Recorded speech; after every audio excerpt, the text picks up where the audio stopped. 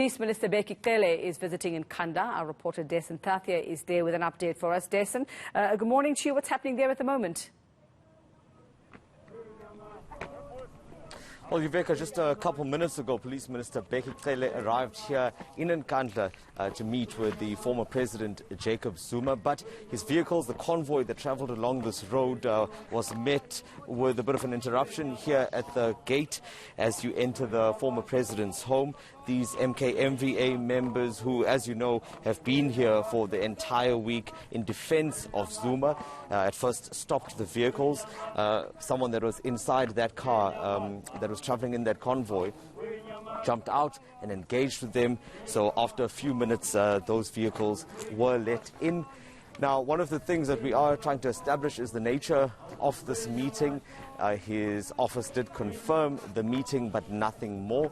Instead, his spokesperson, Dasen Thathiah, did say to us that we will have an opportunity, hopefully, to engage with him after this meeting is concluded.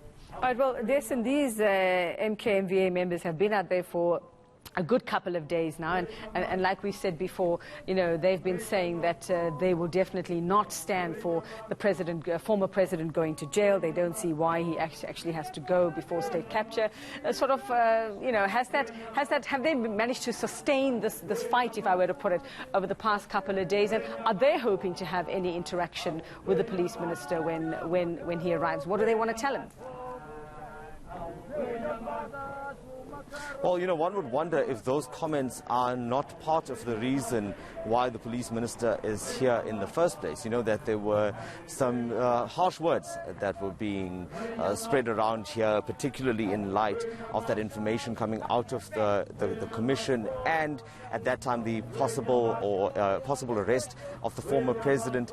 And as a result of that, that's when the MKMVA members had banded together and come out here. So both them and the family has said from the very beginning that they would lay down their lives and that no law enforcement would be able to enter here and possibly arrest Jacob Zuma if it ever came to that.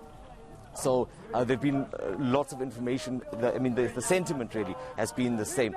But they haven't indicated yet what they will be saying to Bheki Cele if they were to address him. But one thing I can tell you is that they are not willing to leave here. And that's something that they've been adamant about throughout the week, that they've set up camp, that they will remain here as long as they believe they are needed. And as I mentioned, the family is also supportive of that. We have spoken to Edward Zuma, former President Jacob Zuma's son, several times this week, and he's also reiterated that.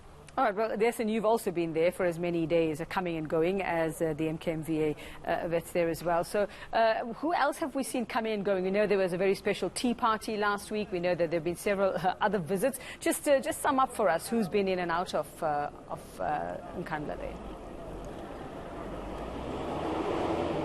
That's right, Vivek. I'll just let you look at these visuals in the interim. But we've seen quite a few people come and go. You know, as you mentioned, it started with Julius Malema of the EFF about 2 weeks ago. And ever since then, I think the former president has been quite a busy man. His schedule has been quite packed. Just the other day when we were here, there was also a delegation that had come through from Mpumalanga.